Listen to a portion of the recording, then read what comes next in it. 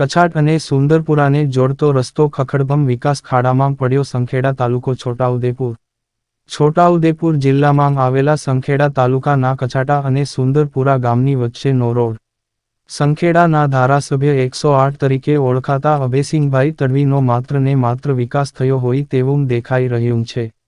જ્યારે આજથી 14 વર્ષ પહેલાં બનેલા રસ્તાના દૃશ્યો છે. નથી કોઈ ખાડા પૂર્યા કે નથી નવો બનવાના કોઈ સમાચાર.